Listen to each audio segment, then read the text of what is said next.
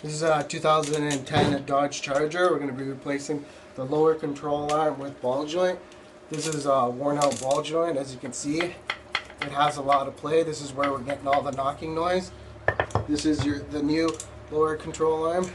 As you can see, it has no play. What we're first going to do is remove the outer tie rod, remove this bolt here, and give it a couple bangs.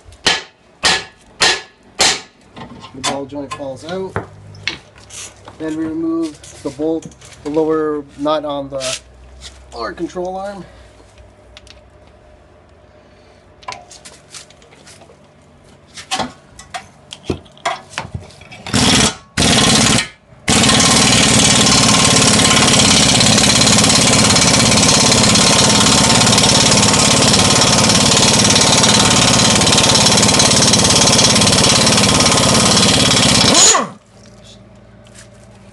Stop it.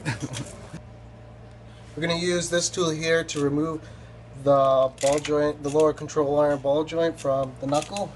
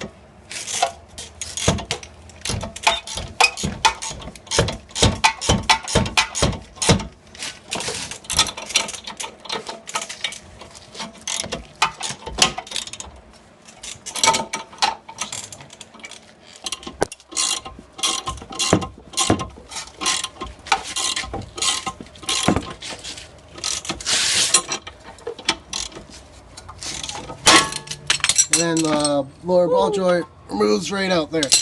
And this is a really worn out ball joint here. Now what we have to do is remove the other bolt on the other side of the lower control arm. Now we're putting the lower control arm back in, and what you need to do is you got to remove these little clips to get access to the rear bolt.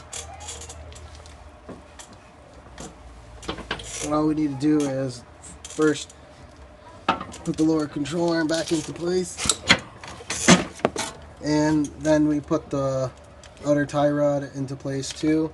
And before tightening up the rear bolt, what I do is put a jack underneath and lift it all the way up so that there's pressure, and then you tighten the rear bolt. So before you tighten the rear bolt on the lower control arm, what I usually do is put the jack underneath and lift it up so that the control arm is raised, and then after that, the tension's on it, you tighten the rear bolt. And that's how you replace a lower control arm.